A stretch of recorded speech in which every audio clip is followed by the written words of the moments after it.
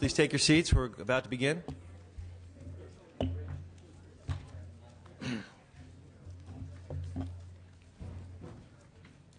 Good morning. Today we're here to adopt the Assembly version of the 2011-2012 budget. I have three minor points to make before we get started. First, when we started this process at our first hearing, I asked the members of this committee to devote their calendars to stay on task given the ambitious timeline that's before us.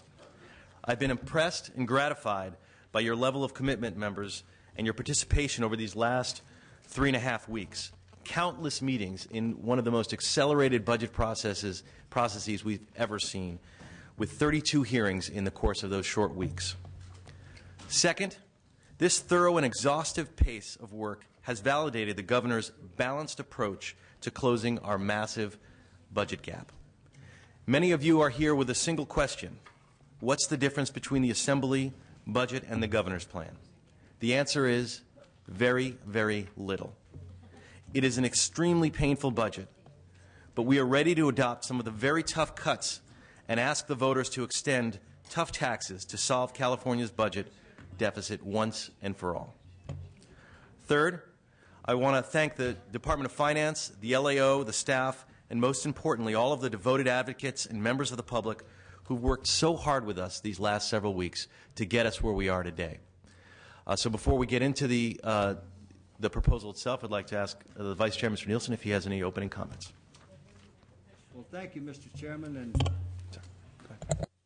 particularly I'd like to thank you and all the hardworking staff. We were able to get some documents to review as early as 4:30 yesterday, and that for more recent times is kind of unprecedented and most welcome. I know our staff probably all both lost a lot of sleep last night, but not as much as they could have, so I do appreciate that and the dialogue.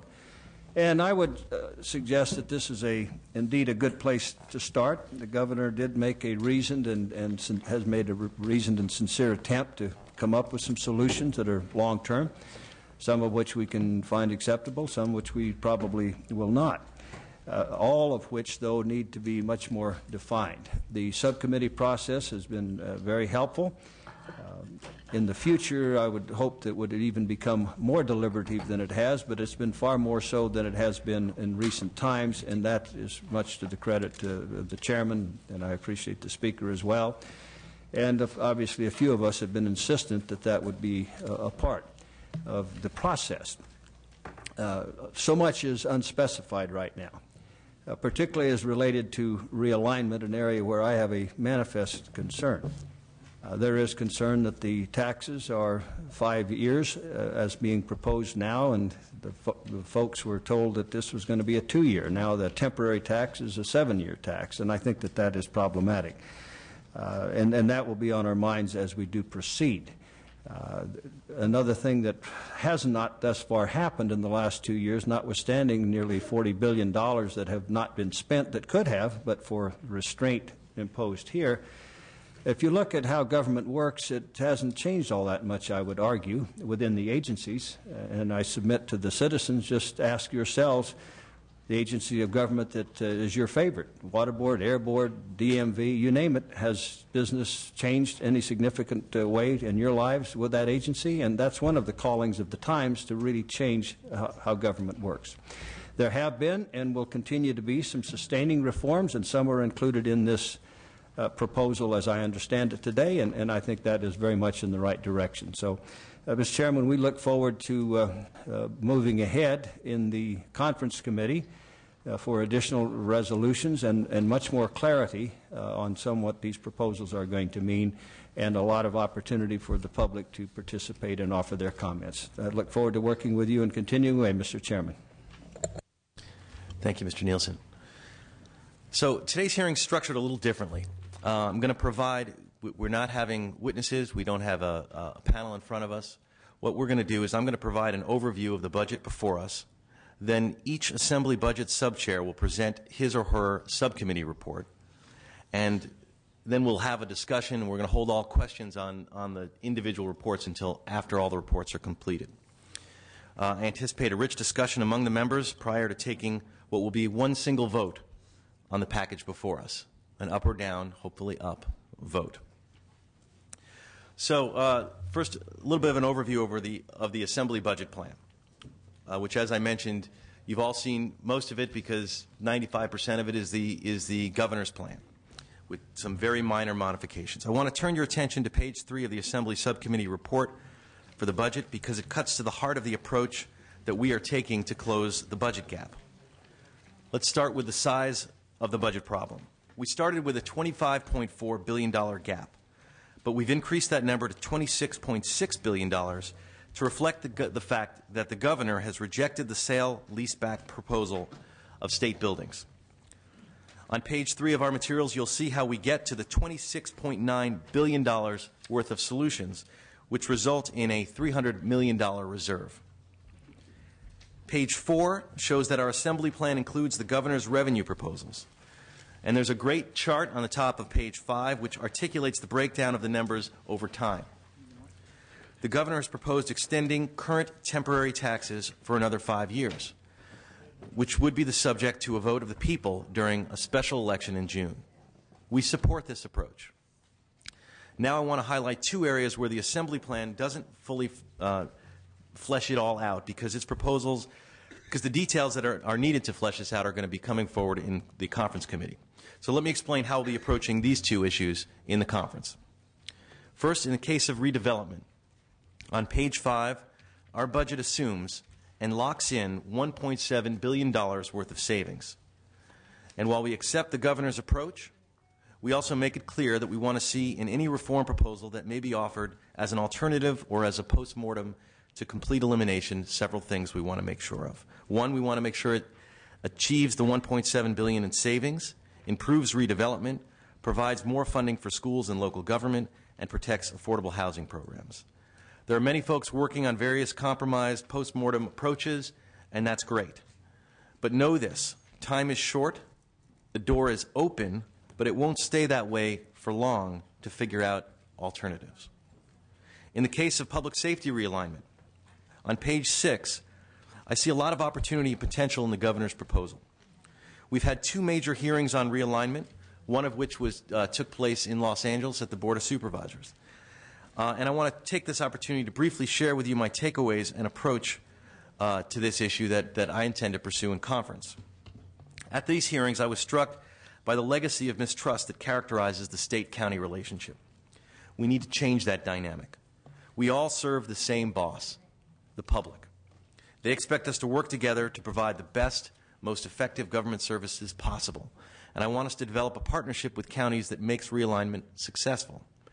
We need to look back on this as a time where we rose to the occasion together and improved the lives of all Californians. To me, success must be a good deal for the state, the counties, and the public. There are multiple ways to implement the realignment concept. We in the Assembly are committed to ensuring that the ultimate mechanism for doing so moves us toward actual success and provides the time necessary to avoid unintended consequences and at the same time creates buy-in for the stakeholders. Now, the subcommittee chairs and I have spent a lot of time going over all the details of the plan that's proposed before you today. So before I turn it over to each of them to describe in depth where we're landing on the issues within their subcommittee's jurisdiction, let me reiterate 3 simple reasons why we are being so complicit with the governor in making such deep and painful cuts. First, California is in a financial crisis, and failing to address that crisis will ultimately hurt Californians much worse than any of the cuts or any of the taxes being proposed. Financial stability in our budget, we know, is going to attract jobs, and it's going to attract investment. Second, in the ideal world, this particular basket of taxes and cuts isn't necessarily the group that I personally would choose or that any member here on the dais would choose on either side of the aisle. But in a democracy, we don't get to do that. The perfect is the enemy of the good, and getting even close to perfection is not a luxury that we can afford. What the governor has laid out for us is a realistic pathway that gets us into the black. By adopting his basic framework and making only modest modifications, we can get to a good outcome, and that is what's in the best interest of the state. Third, if we don't make these cuts, we may lose our one chance of getting revenues. And without those revenues, the cuts could be twice as bad. However one distributes the cuts, $25 billion in cuts is much more painful than $12.5 billion in cuts. That's the dynamic that has led Democrats to support cuts that under most other circumstances we would find unconscionable. So with that, what I'd like to do is first call upon the chair of Sub 1, Ms. Holly Mitchell. You know, she was a former advocate of the Western Center on Law and Poverty, and I know that presiding over basically some of the largest dismantling of our poverty and safety net programs has been a very difficult and sleep-losing task for her. But she has really dove in, and most of the solutions that we're going to hear today are coming from her area. Over $6 billion worth of cuts can be found in that area. So, Ms. Mitchell, would you please run us through the Subcommittee 1? Thank you, Mr. Chair, and my hairdresser will be sending you the bill for my hair color, thanks to all the gray hair that I've acquired going through this process. That's the only joke I'll make in this presentation. First of all, I want to thank all of my colleagues in the subcommittee and the other Assembly members who joined us for over 8 hearings and dozens of hours of hearing and public testimony. I want to recognize the over 1,000 people who traveled to Sacramento to testify, the thousands, literally thousands of Californians who wrote letters, made phone calls to express their opinions. We were both moved and informed by the outpouring of advocacy and participation in this democratic process. We, in general, overall, accept the framework of the governor's proposals. We reached the goal of cutting $6.4 billion while carefully considering the concerns raised in the hearings and the many letters and calls. The written report outlines our recommendations in detail. Again, we recommend $6.4 billion in cuts to health and human services programs. As you said, Mr. Chair, this is not the report any of us would like to make, certainly I as chair of the subcommittee, but it's a report that I must deliver to ensure the future of these programs and ultimately the protection of our most vulnerable residents of the state of California, our children, our frail and elderly, our low-income working families. I'm only going to highlight the 3 major areas of the written recommendation, focusing on health, developmental disabilities, and human services. Under health, we accept the major structure and proposals and reforms of the governor, and we're able to find, in some instances, alternate routes to meeting his savings and reform goals in certain instances. First of all, Medi-Cal. We cut Medi-Cal over $1.2 billion by mandating and rate reductions proposed by the governor. Secondly, we make significant reforms to the Adult Day Health Program and cut $28 million. Healthy families, we increase premiums and copayments and cut vision care. Developmental disabilities. This proposal incorporates innovative ideas, establishes mechanisms to increase federal funds, and balances cuts to administration at the state and regional level with cuts to direct services. We recommend extension of the 4.25% reduction to reimbursement. The unallocated reduction to statewide purchases of services is $150 million. We recommend support for the stakeholder planning process that was outlined by the department during the hearings, but we will review proposals developed by the department and stakeholders groups prior to implementation. Under human services and CalWORKs, we include a 50% reduction in general fund spending in CalWORKs, a cut of $1.2 billion, resulting in significant program reductions, and we accept major reforms proposed by the governor. We accept the proposal to cut the lifetime limit from 60 months to 48 months, as well as his proposal regarding the 2009 reforms. This action does not include cuts to children. We include approval of a 5% grant cut. We make deep cuts to the single allocation of $476 million with corresponding statutory changes and exemptions. We include savings up to $69 million in Stage 1 child care to conform to actions taken in the child care package in Sub 2. In-home support services. We approved numerous reductions to IHSS programs to achieve the governor's savings level of $486.1 million in general fund, including medical certification, and we commit to explore other sources of savings in the future. SSI, SSP, we approve the grant cut. So in conclusion, again, I'll state that we reached the goal of cutting $6.4 billion.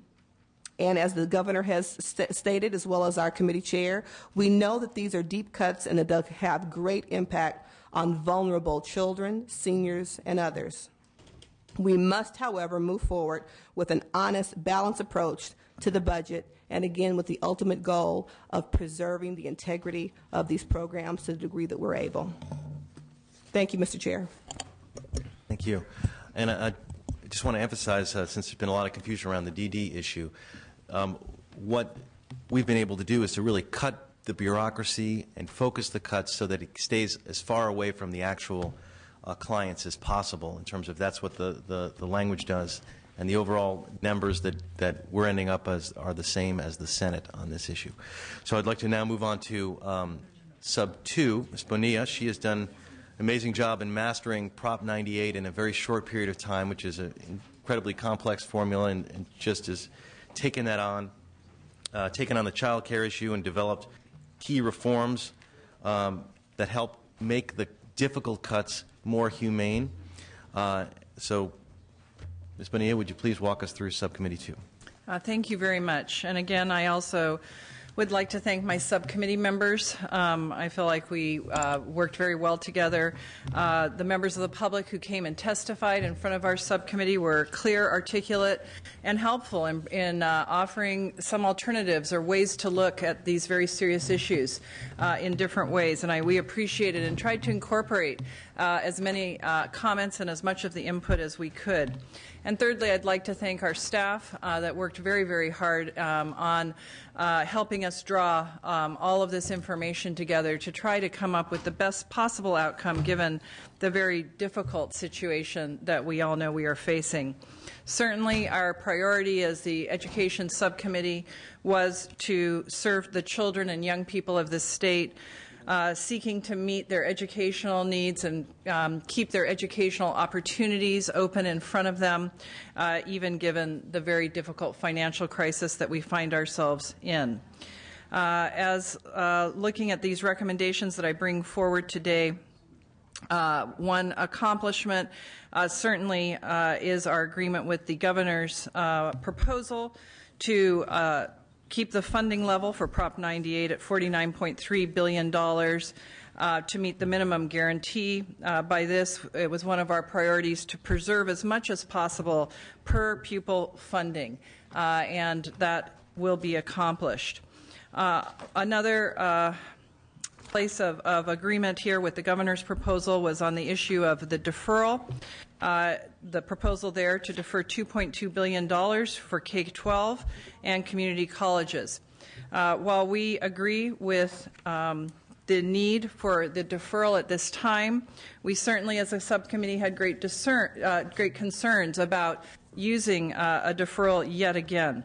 It does bring the total to $10 billion in deferrals, putting a tremendous burden upon our K-12 and community college educational system. We wanted to recognize and comment on the fragility of the financial system that we know the deferrals are creating at the local level. We also know that the deferrals disproportionately affect low property tax districts and some of our lower income school districts. With that in mind, we are hoping that we'll be able to spend some time in the next few months having hearings to talk about this deferral issue and addressing it with some long-range planning. Furthermore, we want to encourage from the California Department of Education additional assistance to school districts in understanding and navigating their way through this deferral process. Furthermore, we want to work on language that would improve the predictability of payments to the school districts. So we are cautiously moving forward with that, not feeling that there are a lot of other options at this time, but don't see this as an ongoing solution that we would want to keep going to for years into the future. With categorical flexibility, we're adopting the governor's proposal to extend this flexibility as an option for districts for an additional 2 years. Again, this is an issue that we feel does need further discussion. We heard that from the public. And we feel that in the context of school finance reform, there are opportunities to work with the Education Committee that Ms. Brownlee chairs and have further discussions around the issue of categorical flexibility and how the future should look when we think about funding the students in our state. The cuts to child care are very severe. We had very compelling testimony from many, many people. Whenever you're dealing with cuts to the needs of children and struggling families in this state, it is something that you take with a great deal of care and very soberly consider the impacts of these decisions. We are were again able to meet the saving number, the cut number that the governor had around the issue of child care. We changed slightly how we approached it based on what we heard from the public, and that was going to a 10% across the board cut.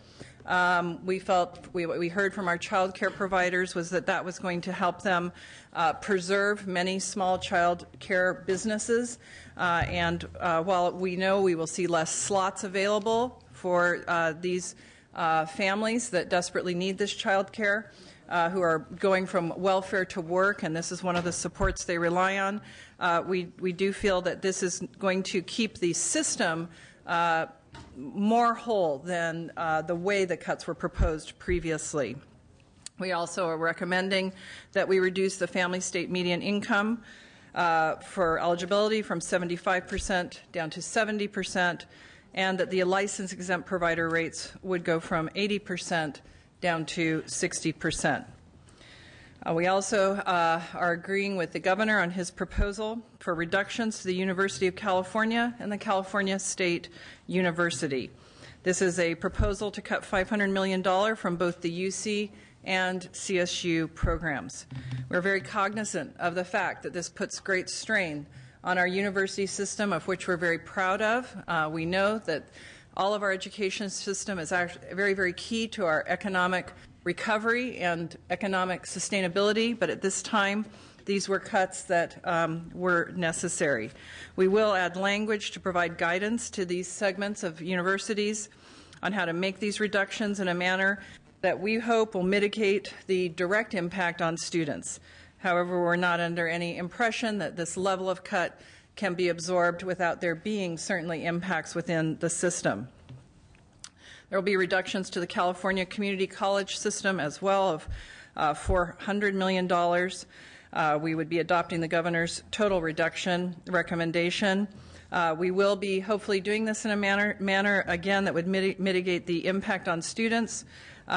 We also would not be assuming that we would see an increase in enrollment with the suggested fee increase, but rather that we would be able to sustain and protect current enrollment at the community college level.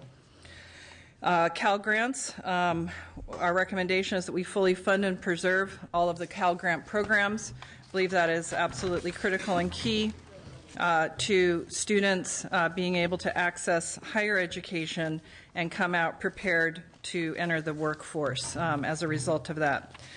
There are many other details in the report.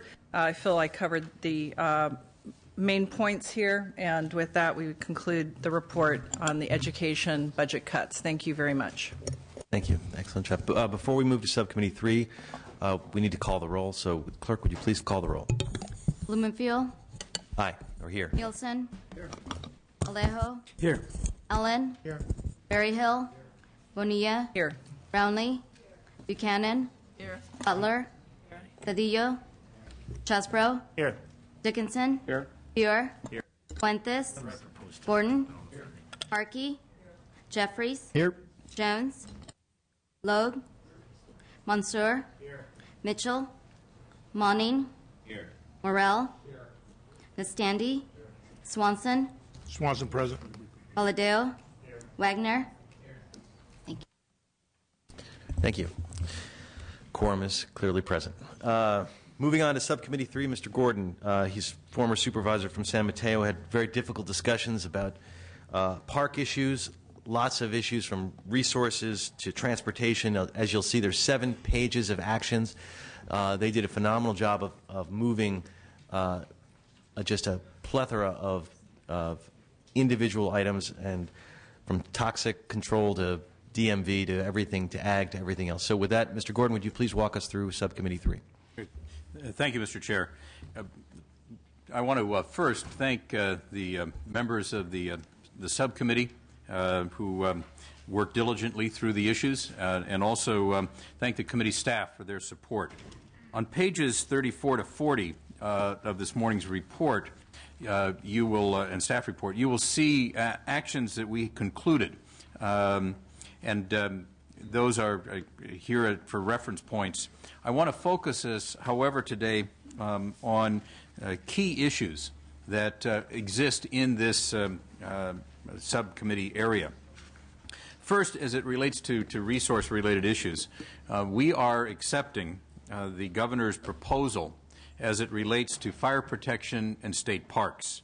In fire protection, we achieve a $30.7 million general fund reduction in CAL FIRE's budget by reducing the staffing on CAL FIRE engines from 4 firefighters to 3.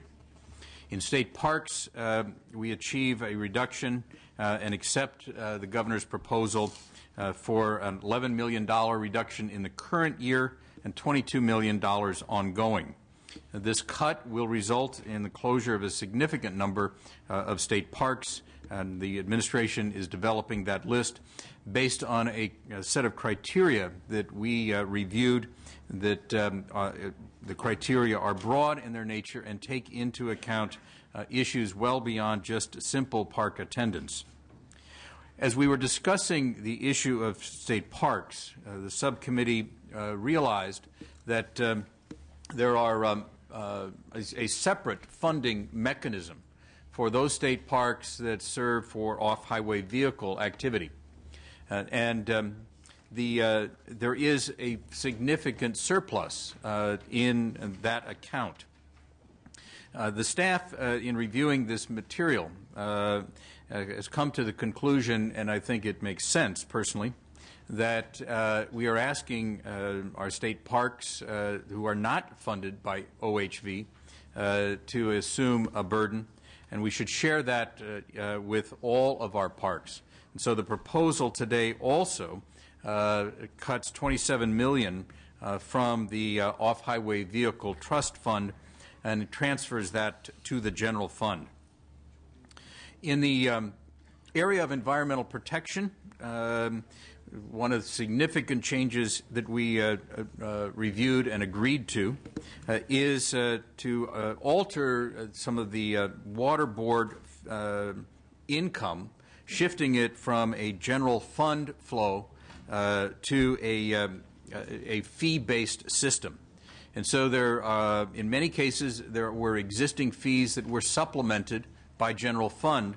Our proposal, which corresponds to the governor's proposal, shifts that to a fully fee-based system.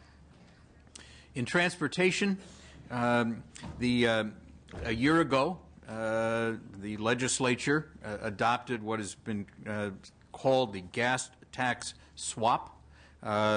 It was a mechanism to protect both the general fund and to protect transportation and transit funding at the local level. Propositions passed last November created a dynamic where the vehicles used to achieve that gas tax swap were no longer available for that purpose and were due to expire.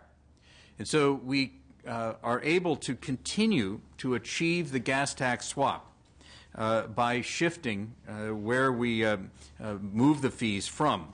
And the proposal that the governor made and that we have adopted shifts the revenues, swaps them from weight fees for excise tax in order to maintain the funding for transportation and transit and this achieves a $1.6 billion savings in general fund. As it relates to the High-Speed Rail Authority, the funds for high-speed rail are do not impact the general fund. They are bond-funded activities, and we chose to deny without prejudice the high-speed rail authorities so that we can have a further review of high-speed rail later in the spring. Two other major issues just to comment on. First, in the Department of Food and Agriculture, we agreed to a $15 million baseline reduction in their budget and asked them to work with the industries and with local agricultural commissioners to achieve that in the way that provides the least harm to our food and agricultural industry in California. And finally, we had a spirited discussion about the state support for local fairs and agricultural districts. We discussed continuing that item, and in light of the fact particularly that Vice Chair Nielsen has expressed interest in trying to find a way to help us understand this reduction. Today, this report does score a $30 million general fund reduction in the statewide fairs and agricultural districts, and we do anticipate that this will be an item that will, among others, be considered in the conference committee. Mr. Chair, that concludes the report.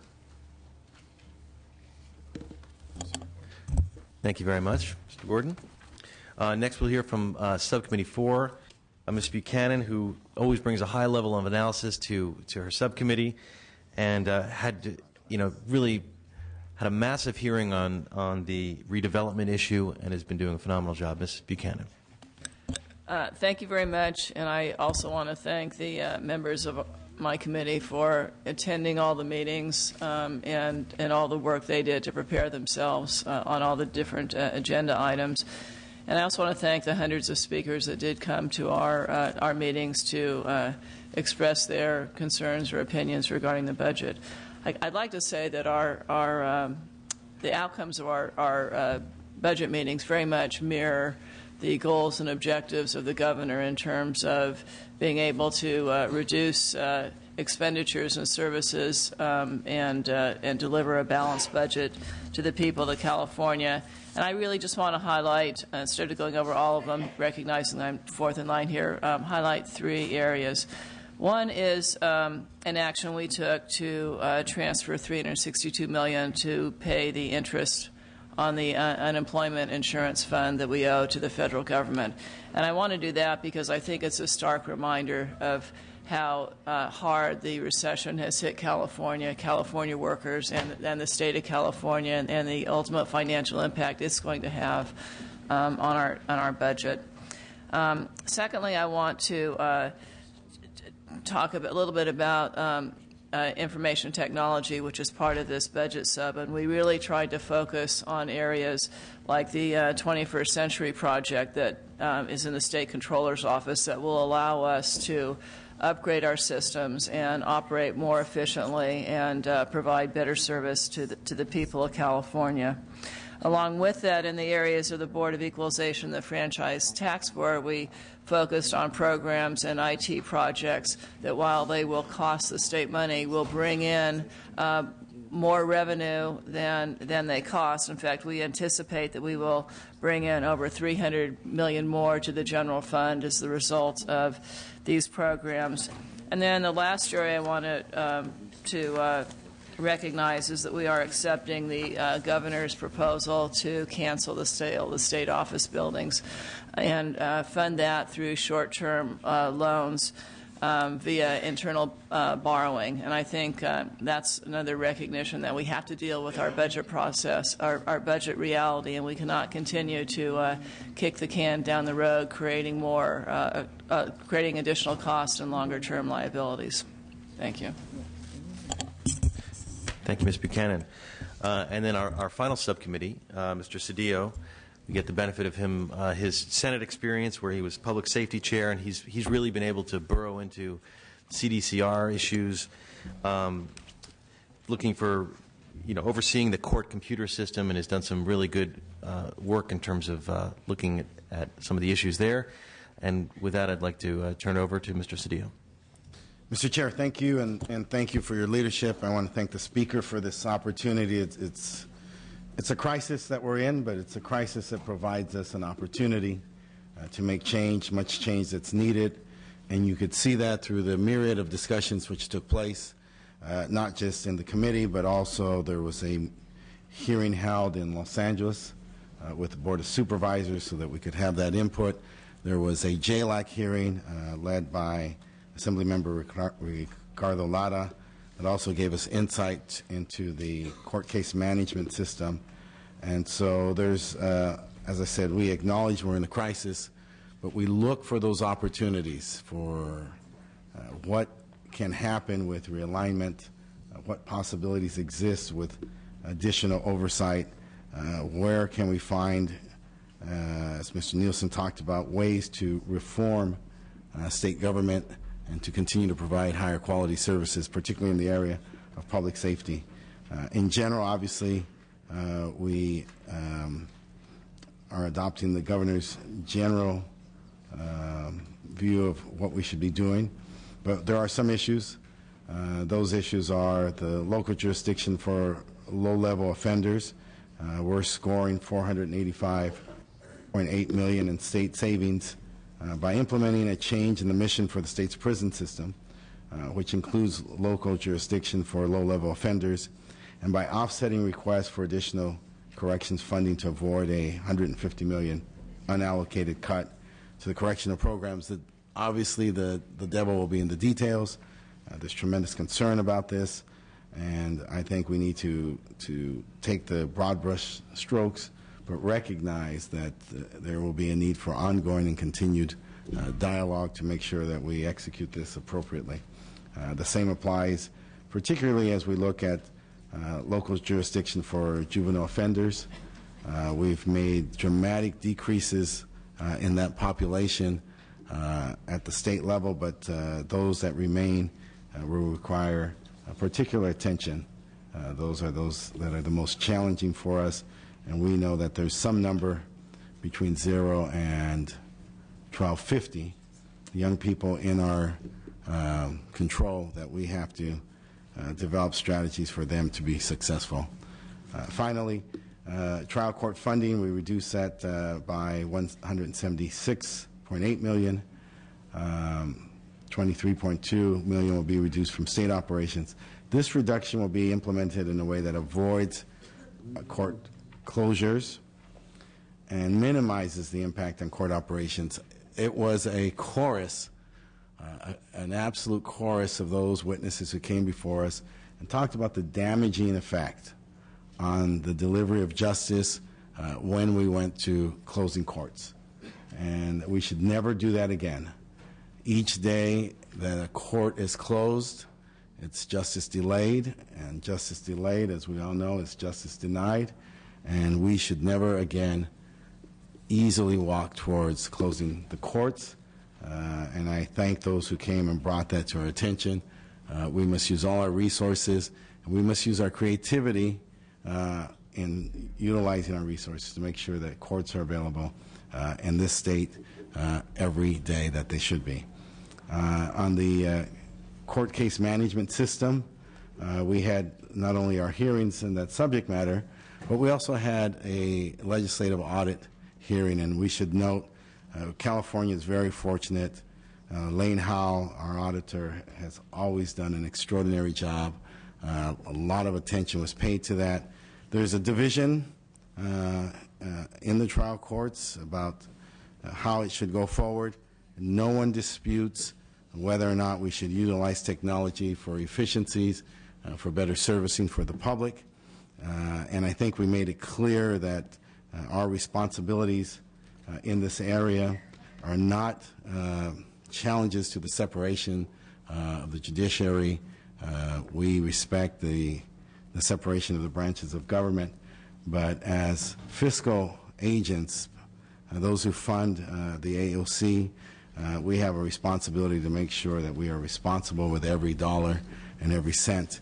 And so to that extent, we will be achieving $78 million in state savings, realigning responsibility, but at the same time, we're very clear about language directing the AOC to do an independent analysis, and very clear about adopting language that requires the AOC to comply with the public contract code for all contracts. And so we believe, and we must note that the chair of the AOC acknowledged that he was going to embrace the recommendations of the audit, but we are also going to ensure that that happens by this budget bill language. Thank you.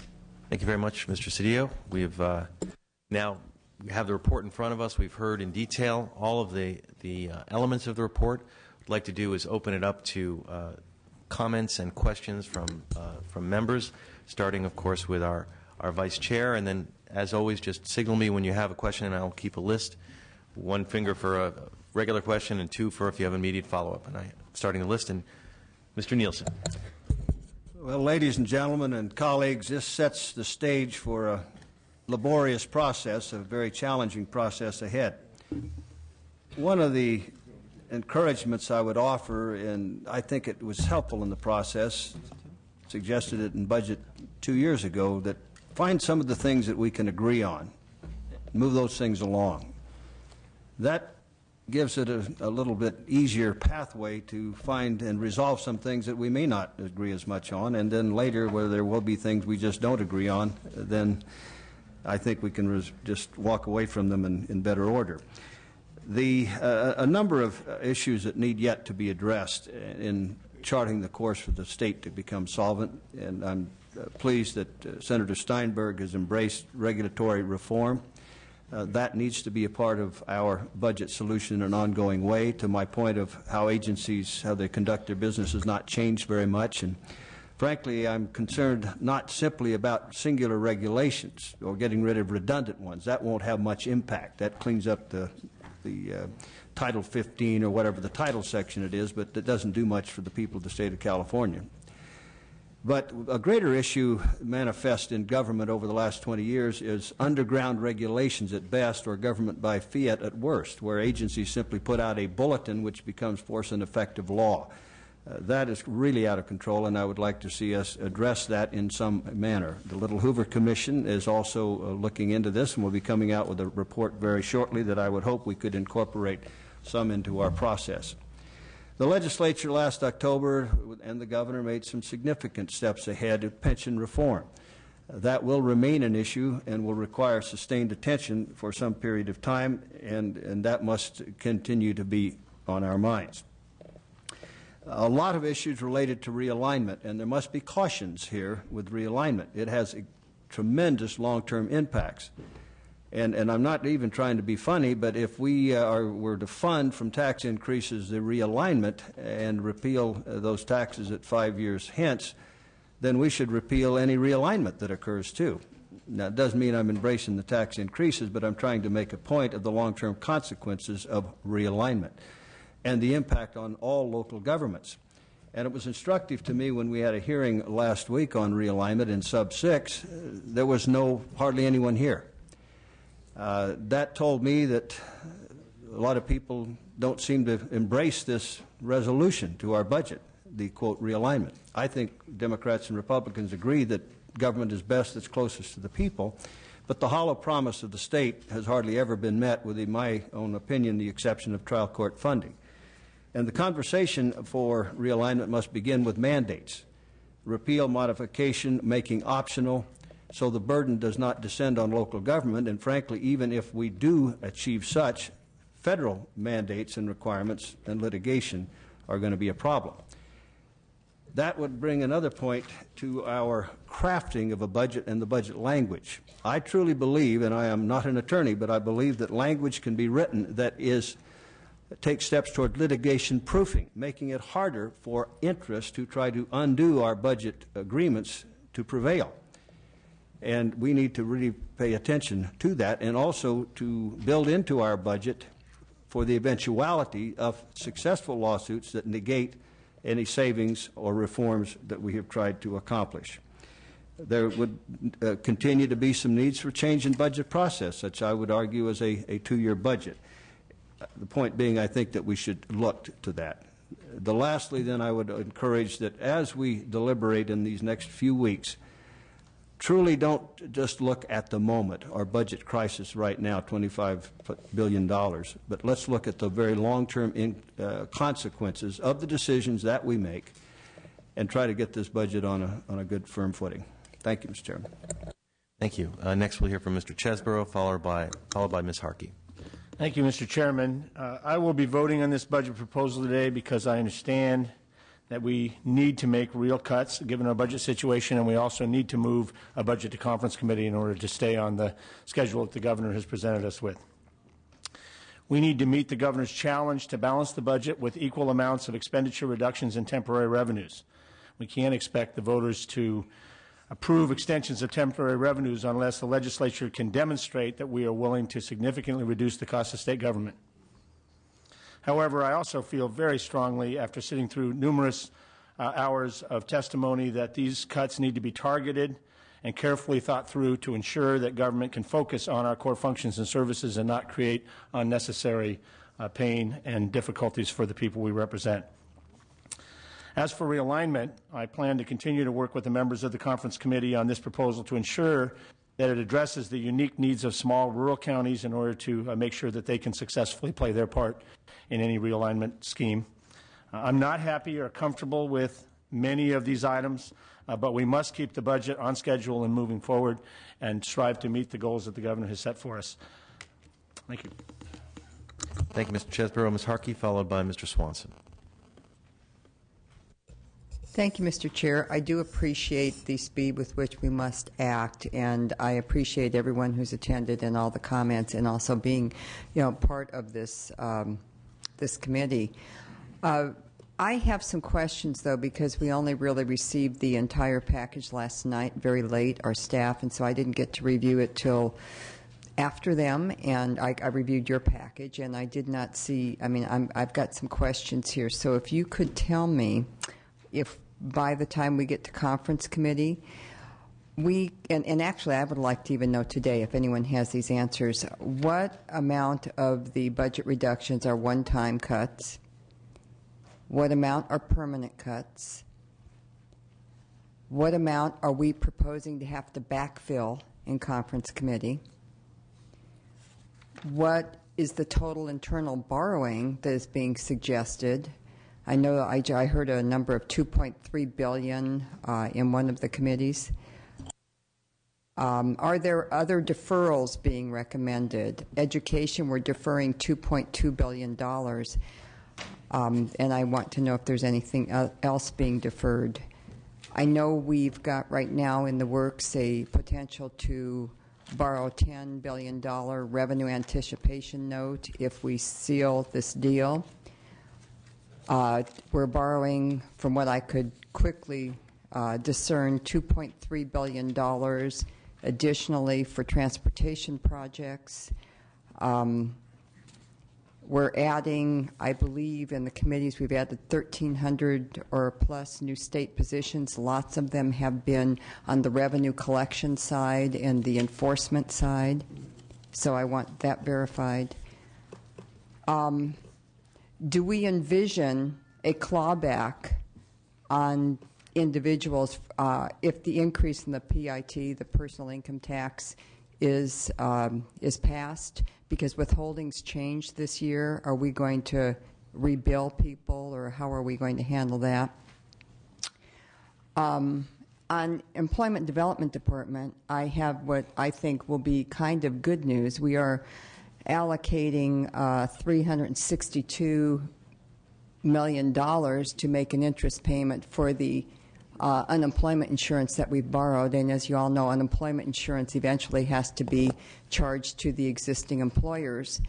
And I believe the Obama administration has a plan that he wants to forestall any clawback from the states, which would then be imposed on the employers till 2014. If, in fact, that does pass in Congress, we would have $362 million that we wouldn't have to have to move around here. So I just want to inform you of that. But my questions are on each topic will be more held for conference committee if I am in attendance. So those are the questions and the things that I think I would need answered before I was able to vote on anything. And I thank you very much for your time and your efforts, and I do understand the speed at which we're proposing this. Thank you. Thank you, Ms. Harkey. We will certainly work with you on the specific answers to the questions. In terms of the borrowing, certainly on page 3, it's outlined pretty clearly about the $2.2 billion that you referenced is broken down into the 5 parts.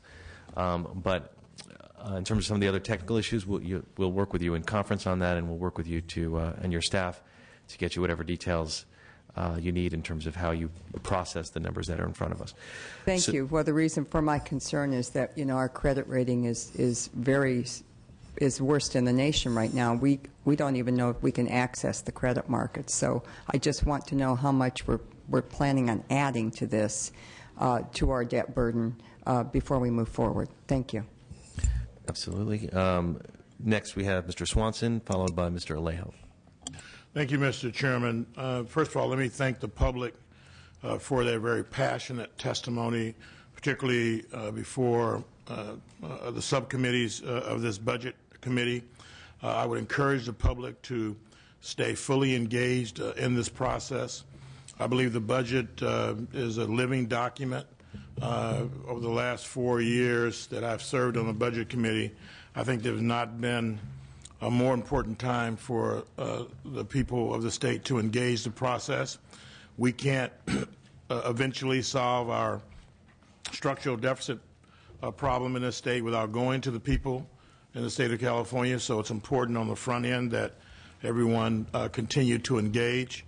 In that regard, I would like to certainly thank the Speaker for empowering the chairs of this budget committee and his subcommittee chairs to fully engage the public and to accept and examine every idea going forward for its value and the principles that it speaks to. I'm particularly happy with the budget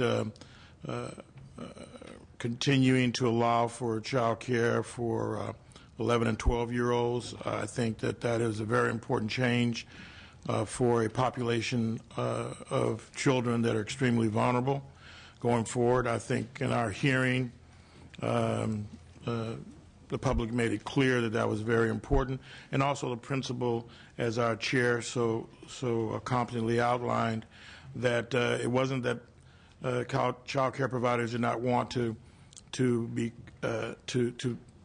participate in the cut. They just wanted it to be fair and equitable, and so I think that the chair has attempted to address that question. But I think we have to continue our advocacy. I am hopeful going forward, Mr. Chairman, to conference that we will look carefully at these questions of in-home service care. I think we have to be very supportive of care to our seniors. I think that also the cities have communicated the opportunity for a compromise on redevelopment. So hopefully those discussions will also go forward as we move this process forward. But I do think that it's clear that this is a work in progress. And so I am prepared to move the budget forward today to the conference process and continue to advocate diligently for children and seniors in this process, so that we don't dismantle any of the infrastructure that would be very difficult to rebuild. And it also, by us allowing infrastructure to how we take care of our seniors and children, then we have in place perhaps something we can build on as our economy improves and as we figure out other ways to attract revenue. And finally, Mr. Chairman, every cut that we make is not necessarily a savings to the budget. And so I hope that as we go forward, We will examine the architecture of this budget and the cuts that are taking, not just to cut for cut's sake, but to evaluate whether or not they actually save the state money or cost the state money. And if we do that, I think that then we would be providing a great public service. Thank you, Mr. Chairman. Thank you. Mr. Alejo, followed by Mr. Berryhill. Thank you, Mr. Chairman, and our committee members and members of the public. I also think it's critical that this budget proposal continue to move forward through the process into Joint Conference Committee. And I think it's a complete understatement to say that we've been faced with having to make some very difficult decisions, but that work needs to continue after today. But it's also a time where we have to remind ourselves that a true test of our society and of our country is how we treat our most vulnerable. And so those that focus on attention on how this budget will impact the most vulnerable, our children, our disabled, our elderly, it requires a very thoughtful process. And I also want to thank the members of the public who also came from all over the state to provide critical insight and input on how this budget will impact their communities. I'd also wanted to thank the chairman and our committee members on another very important issue, that the discussions and deliberations regarding redevelopment agencies and enterprise zones can continue in the Joint Conference Committee. For a lot of our communities, economically disadvantaged communities, communities that are dealing with high unemployment rates, people out of jobs, these have been important tools for our communities, and I think that's an important part of this budget, that we preserve those tools, or at least look at those tools and possible reforms where we could entertain cost savings, but also keep those tools available for these communities to maintain and attract jobs to those communities that have been suffering for such a long time. So I just want to thank the chairman and all the hard work done by the members of this budget committee. Thank you, Mr. Alejo. Mr. Berryhill, followed by Mr. Wagner. Thank you, Mr. Chairman. Let me just start by saying this budget proposal is a little bit like playing high-stakes poker with all the cards being held underneath the table. Now more than ever, we need transparency and we need clarity. It really underscores the need for two-year budgeting in this institution. Question of the chair: has anyone here seen the governor's trailer bill language? Because I know no Republicans have. That's one question, and I'd also like to see the analysis on the legality of the RDA take. As far as I understand, that short of a constitutional amendment, this move is illegal and will lose in court. Has anyone here thought through that? I will be voting no today on this, simply because there is too many unanswered questions. I know this is going to go through this committee. It's not hard to count the votes. It's a simple majority, and hopefully we can get some of these questions answered in conference. And I'm sure we will work hard. I know you guys have been working hard, and I hate to say I've got to vote no on this today, but it's just there's too many unanswered questions going forward. So, but if you could try to respond to those questions, Mr. Chairman. Yeah, I mean, as I mentioned in the beginning, there's two provisions which have not been fully fleshed out, and you touched on them, the realignment and redevelopment.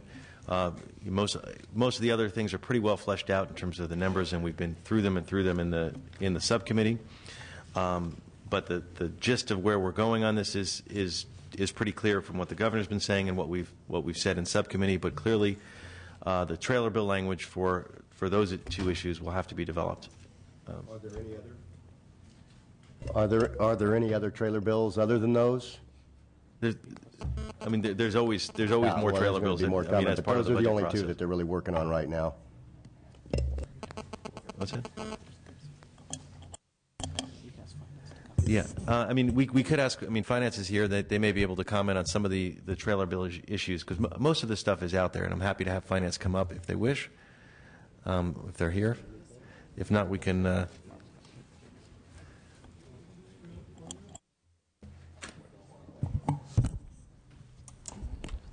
Nick Buchan, Department of Finance. All the trailer bill from our proposals, I'm with our Health and Human Services unit, but this applies to everybody.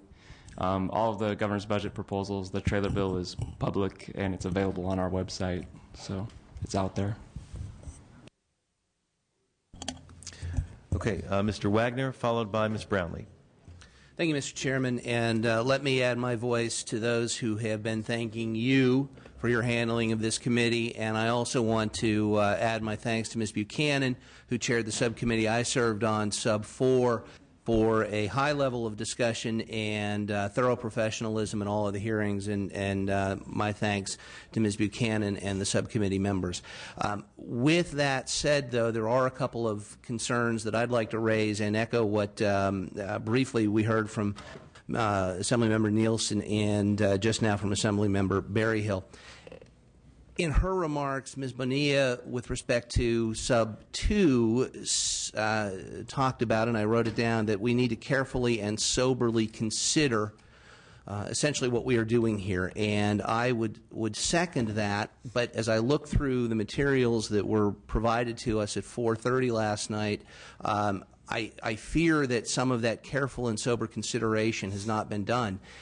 In particular, with respect to my subcommittee, but I think it applies to all of them, there were quite a number of issues that were held open. And now we see recommendations here. Two that just were touched on, for example, the RDA and the enterprise zone issues. We have recommendations here that this committee is being asked to consider, frankly, when the subcommittee didn't take a position. It held the items open. And so this committee does not have the benefit of the very large numbers of folks who testified, don't have the wisdom of the experts who testified in front of us, and recommendations show up. We talked about the lack of specific trailer bill language. Again, it's throughout this budget. With respect, for example, to the RDAs, we score in this budget savings of $1.7 billion. How are those savings going to be accomplished? Apparently not with the governor's proposal, but there are going to be reforms in lieu of elimination. At least that's the language I read here. I don't know what that means.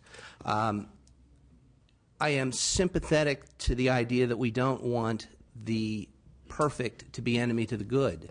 But my suggestion is this process and this amorphous "let's do this now" is not even good. It is a very bad process that needs to be addressed. As Senator Nielsen said, there is no fundamental change in the way government is done here.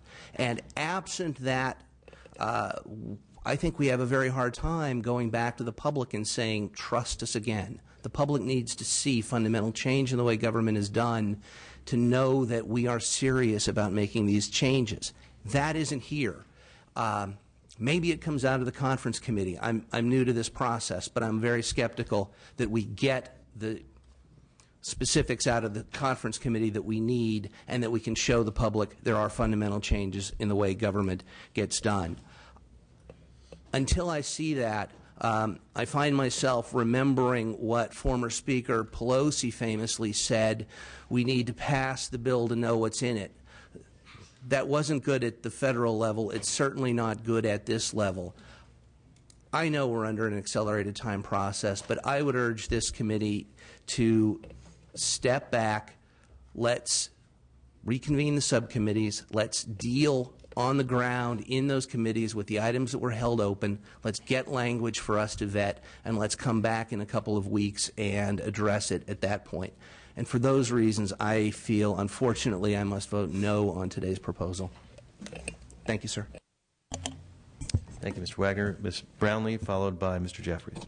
Thank you, Mr. Chair. I want to just be very, very brief. I will be supporting moving this proposal to conference because I do believe that the overall architecture of the governor's proposal does get us out of a structural deficit over a 5-year period. But the point that I just wanted to make in the summary of this bill package says that K through 14 education is, or K through 12 education is protected. And I know that we all on the dais know that K through 12 education hasn't been protected. It just happens to be in this proposal, we're not making further cuts to schools, but schools have been cut very, very deeply, and I think anyone who has children in schools throughout the state of California has seen a significant difference in the services delivered in their schools and in their school districts. And I also wanted to just add as well, I asked the LAO for a summary of the tracking of what the state K through 14 obligations are, and they provided me with that information, the Prop 98 obligations with maintenance factor and settle up, and also the statutory obligations with deferrals, revenue limit, deficit factor, mandates, Quality Education Investment Act, and the Emergency Repair Program with the Williams settlement. And when you add all of that up, it's just shy of $37 billion. That's money owed to schools. And so I just wanted to make a very brief statement for the people of California who might be listening to this hearing, that they understand, that we understand in this proposal. The governor is protecting cuts in this proposal, but we have made very, very deep cuts to education over the last few years. Thank you, Ms. Brownlee. Mr. Jeffries, followed by Mr. Monty. Thank you, Mr. Chair. This is probably the only opportunity that many of us will have to comment on the budget before we find ourselves voting on this on the floor, probably 2 o'clock in the morning sometime when we're all locked in. So I'm going to utilize this opportunity to just quickly go through a couple of items that I think are important for me to share. First, I do want to thank the governor for his openness and his transparency. It is very refreshing for this body to have a governor who is willing to engage with individual legislators and caucuses. Having served here 4 years, I hadn't enjoyed that in the past, and for me, I do appreciate the governor's willingness to do some things. Some are a little symbolic, but nonetheless very important. Whether it's cutting cars or phones or implementing freezes, those are all important. But the devil's in the details, and that's what we're here for. There's a number of areas I think that if we had the time, we could do better, but I recognize we don't have the time, and that's unfortunate. My colleagues who I serve with on Budget Sub 1 and the chairwoman have done an incredible job of making cuts to programs that are very, very near and dear to them, and I really recognize what they've done and what they're doing and being asked to do, as well as all of us here. The hits to the providers that do not have flexibility, whether they're the emergency rooms or the ambulance providers who have to transport, who have to take the patients, cuts to them are incredibly difficult. I'd also like to speak to the cuts to the regional centers who are at the ground level. That is a real challenge, and the undefined cuts I really worry about. I wish we had the ability to hone in on what those undefined cuts are going to be. On my first love, and that's being the fire service, we have cuts to the firefighters on the fire engines, and yet we're funding a very sexy, large air tanker. Folks, it's firefighters that put fires out. Air tankers come in to back up the firefighters. If we had a choice, we should not be funding the one very large air tanker, and we should be funding our firefighters. If I had that choice, that's the recommendation I would make to the subcommittee chair of that committee. The off-road vehicle cuts, those are funded by user fees. We're cutting parks that are funded by user fees. The fact that we haven't spent the user fees because there may be agendas out there to prevent the expenditures of those funds doesn't mean that the user fees were wrong or that the funding of the parks were wrong. We should look at that because I think that's going to be challenged legally. And, of course, the cuts to state parks. Some of this is self-inflicted by the State Parks Administration being reluctant to accept deals with local government to operate state parks. I think with the new leadership in the governor's office, we may see a new attitude allowing local government and maybe even the private sector, heaven forbid, to help out in keeping some of our parks open, and I hope we look at that. And then my last couple of points is a message that I would like all of us to deliver, but I don't know that we can, and that would be to the California Air Resources Board to relax. They need to recognize, as many of us have, that the regulations and the fees and the fines are making our financial situation worse in California. I am not advocating that we dump motor oil into lakes and car batteries into streams. I'm just advocating that they relax and allow our private sector and our state to recover before they impose more regulations. And I would have to close with these last couple of comments. The optics of hiring 1,300 more state employees while we are making these cuts, granted many of them are federal funded, but the optics of hiring 1,300 more state employees is incredibly difficult to explain to our constituents at home. And so I hope that the governor's freeze will stop the funding that we are about to authorize for those 1,300 employees. And then just to kind of tag along to the statement that was made, I support a 2-year budget.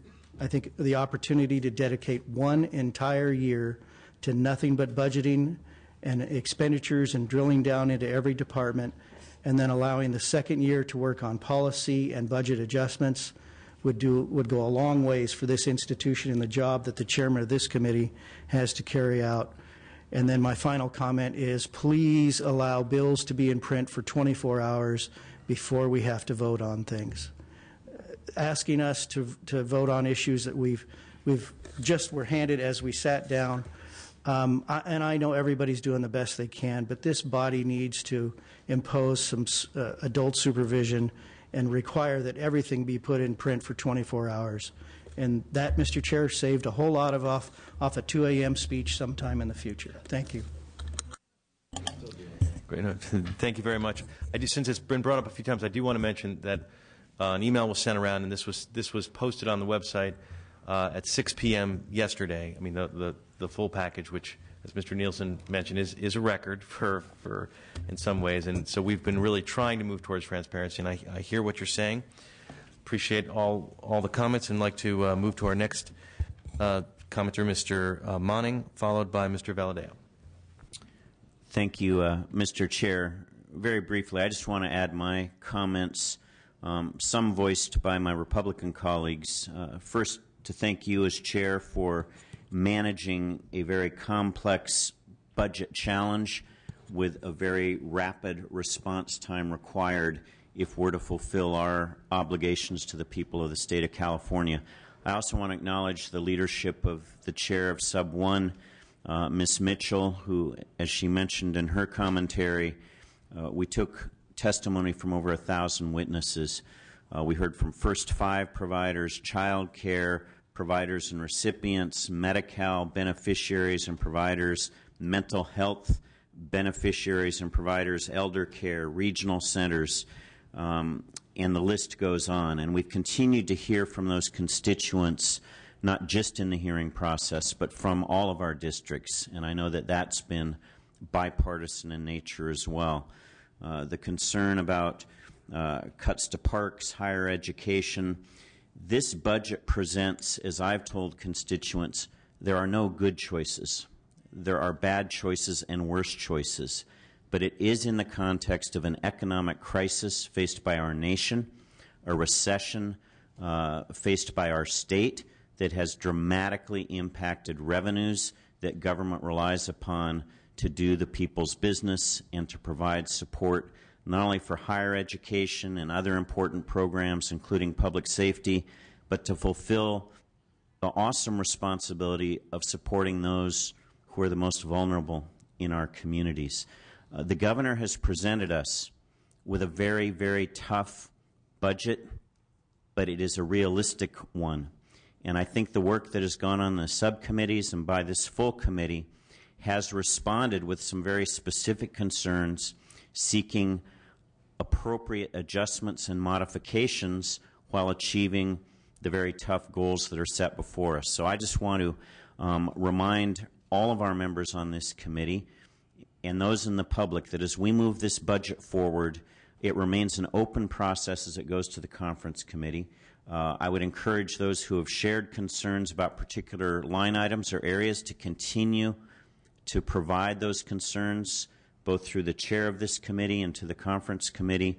But let's not forget the obligation we have to achieve a balanced budget, support the leadership of this governor, who I think has reached out to all sides and has held no program sacred in framing a very tough budget. So, again, I add my support as we move this to the conference committee and continue dialogue on various adjustments that might facilitate achieving the fairest budget possible under very dire circumstances. So thank you, Mr. Chair. I add my support to this budget. Thank you.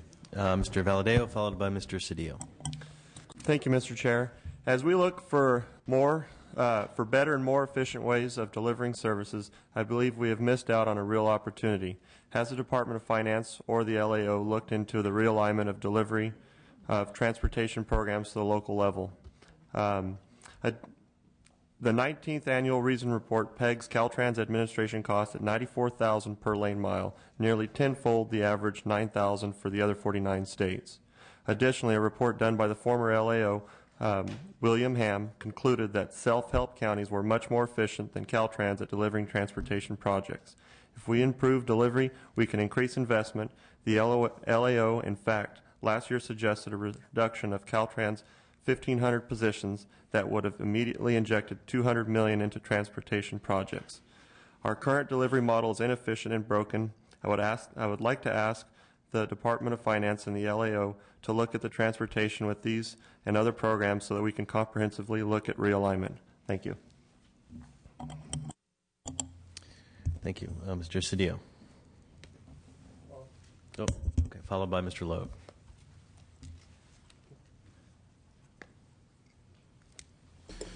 Mr. Chair, let me thank you for your leadership, and again, the Speaker for his leadership. Let me also suggest that there's some questions that I would think that all of us want to ask. I'm going to vote for this budget. It's not the first budget I'm voting for, and it's not the first one that I'm completely happy to vote for. But there are other questions that are before us. What is our duty as members of this body? What does the Constitution require? Yes, reform would be nice. Other strategies would be nice, but they're not required as a condition to vote for this budget. We would ask, is the budget just? Is the budget moral? Is it prudent? Those are other questions that we could ask. Does it address the question of homelessness? Does it make sure that every infirm senior in this state is taken care of? Do we take care of every veteran? Do we use the most efficient and effective ways of providing services for the people of California? The answer is not that that is the case. But nonetheless, we sitting here have a duty and an obligation to vote for this budget.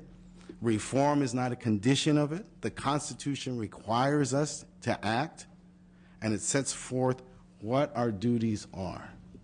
And so I want to applaud your leadership, but implore all my colleagues, D's and R's, that we must conduct ourselves constitutionally, that we are in a crisis, that California is a very rich state, the 8th largest economy of the world, as the governor reminds us, close to $2 trillion of economic activity, more business startups than businesses that leave, a tax system that continues to create a divide between wealth and poverty. Half of America's billionaires live here, a quarter of America's millionaires live here for good reason and good cause. All those things are true. But what is also true and compelling upon us is that we have a constitutional duty at this moment to present a balanced budget. That is what's called for. Not one that addresses all our policy concerns, not one that positions us to be leveraged for votes, but one that constitutionally imposes upon us to find a fiscal strategy that balances this budget now in a timely manner, and we are compelled to vote for that. And so just let me close by imploring my colleagues not to think that this is the time when we can be leveraged for other reforms, other matters. Those policy concerns are legitimate, and we have different viewpoints and strategies to accomplish those, but this is neither the time nor the place to attempt to do that to this budget nor to the people of California. Thank you, Mr. Logue, followed by Mr. Swanson. I'd like to ask the Department of Finance to come back up.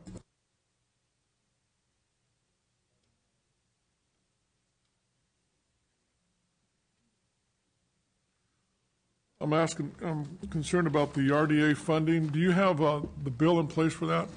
Excuse me. Multiple people. Who's on first?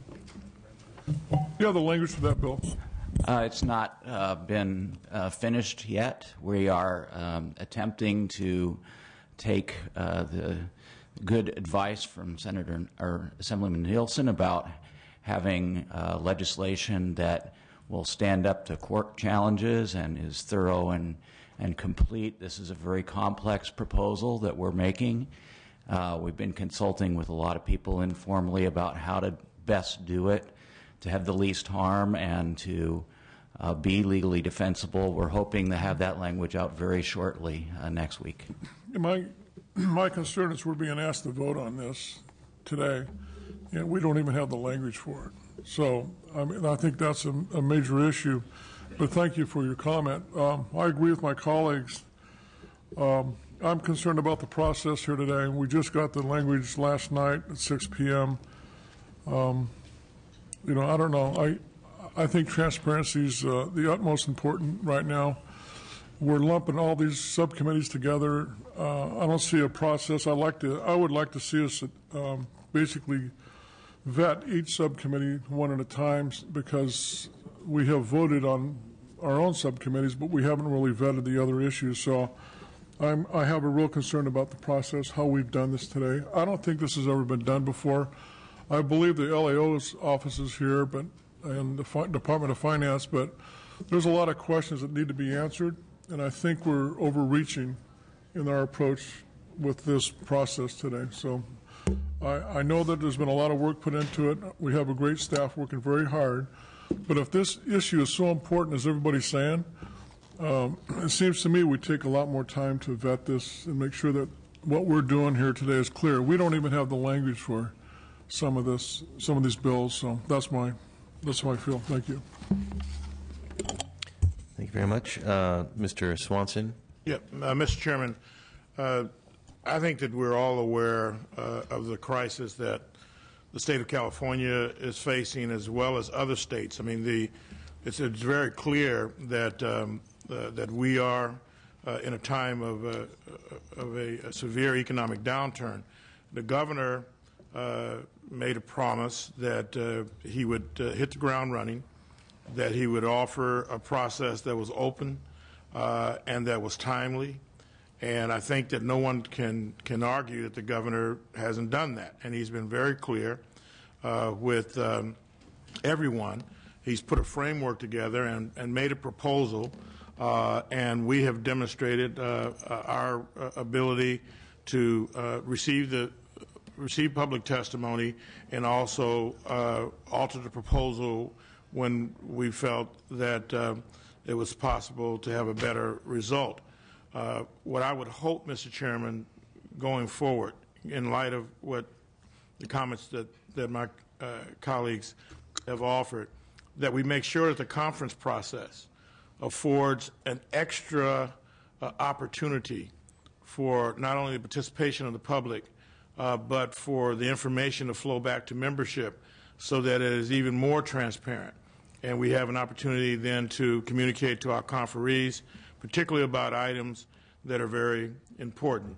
The Senate, in the case of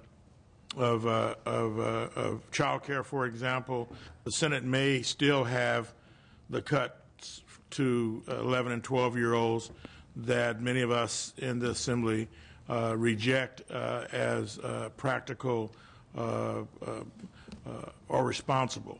And so it's important that we receive communication so that, in fact, those that want to communicate to the conference committee have an opportunity to do that. I think that will at least address some of the issue. We understand we're in a truncated process here. I mean, that's clear in a timeline which is pushed by the nature of the crisis that California faces, as well as other states. I mean, it's on the news every evening about these questions. So my hope is that we'll take to heart the comments that are made here and develop a process that is more open, but we must also allow the public a chance to participate in the conference hearings in a substantive way. I think that they should have that opportunity to impact the trailer bills before they're finally presented to the Assembly. Thank you, Mr. Swanson. And of course, the joint committee meetings will be public, and we'll be taking a lot of input and certainly working with all the members on both sides of the aisle as the process moves forward. It will strive for as much transparency as we possibly can have, even given the limited time frame that we're under. So next is Mr. Allen, followed by Ms. Buchanan.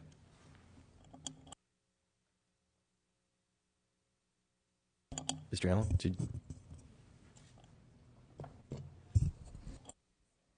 Yes, first of all, I'd like to thank my colleagues for all their hard work, and the staff for their hard work, and for the public for an incredible amount of participation over the last few weeks.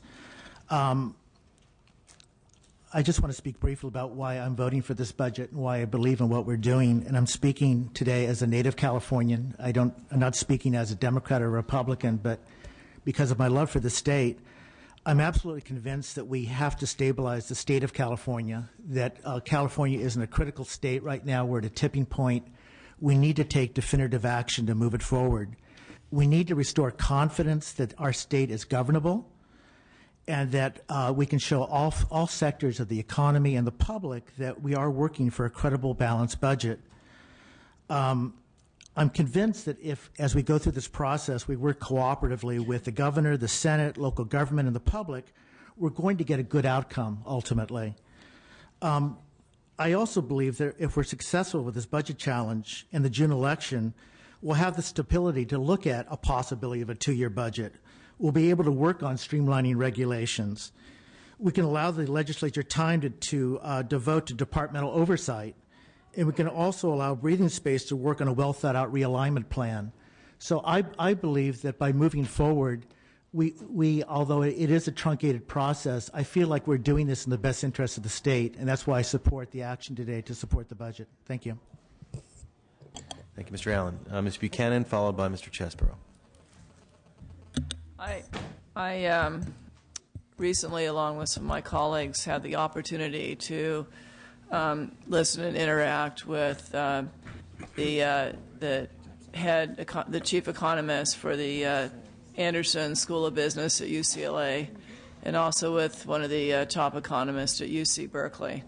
And it was an interesting discussion, and we probed. We said, what can we do to help our recovery and to create jobs? And they didn't agree on everything, but they both pointed out to us that much of what California is experiencing now in terms of job loss, even in manufacturing, is being experienced throughout the nation, and we're extremely limited in terms of policy and what we can do to create jobs. But they both said the best way to turn California's economy around is to deal with the budget and to pass an honest budget. They both said that that budget should be a combination of expenditure reductions and revenue increases, because we can't destroy critical programs like public education and our children's future. So in the 20 years that I've been in public service, the one thing I notice at government, whether it's at the school district or the city council, the county level, or the state level, is we always want to come up with 10 reasons why we can't do something instead of one reason why we can. I think it's imperative that we do whatever it takes to pass this budget, to get the extension of the revenues on the ballot, and to give that signal to business that we're dealing with our financial problems, that we're righting the ship, and that it's okay to come into California and invest and start to help our economy grow again. So I don't think there's anything more important. I don't like the budget. We certainly have had as many hearings as we had the past 2 years that I've been in the Assembly.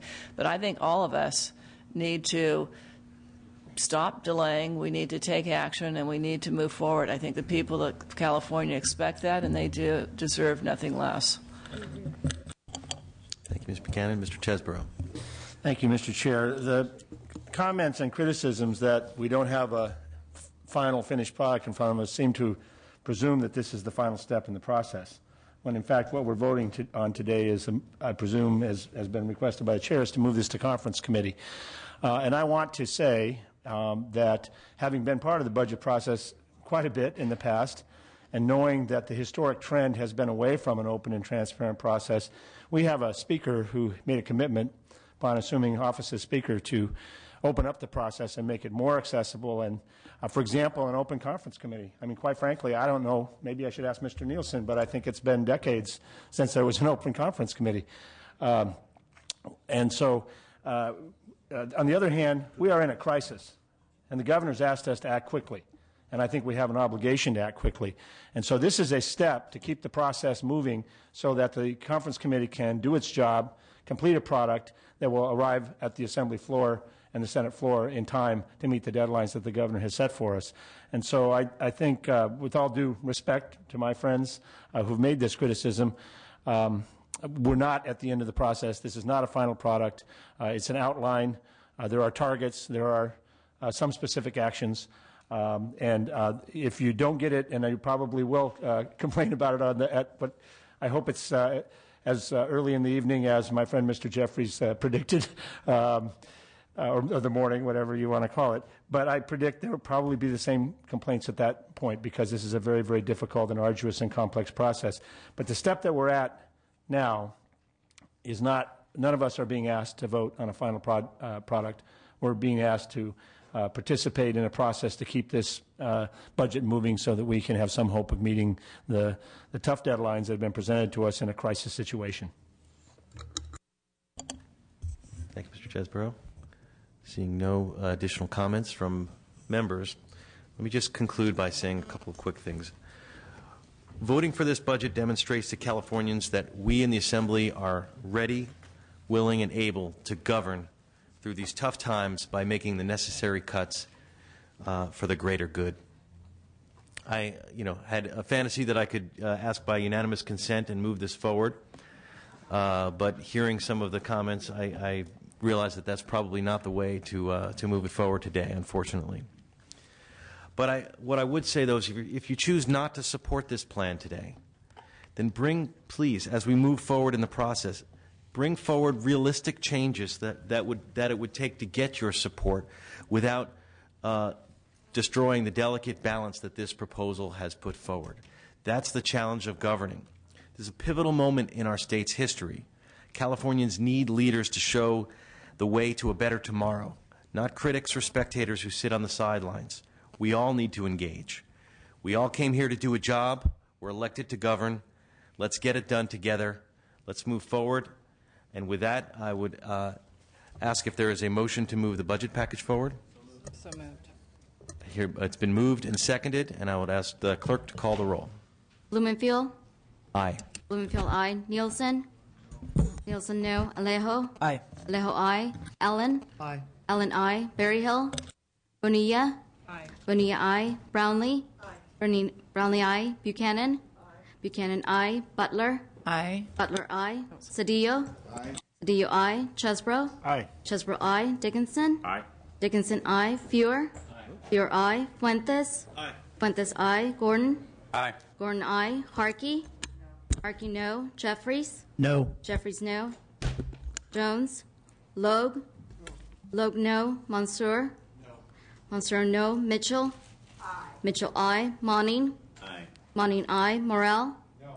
Morrell, no. Nastandi? No. Swanson? Swanson, aye. Swanson, aye. Valadeo? No. Valadeo, no. Wagner? No. Wagner, no.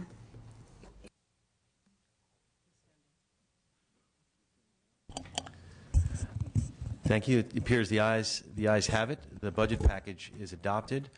Before I close out, I do also want to thank particularly my Republican colleagues for working with us, and I know that you're going to work with us as we move this process forward.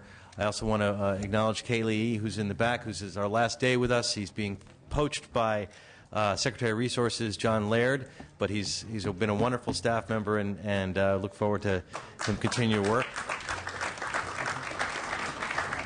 And with that, this concludes this hearing.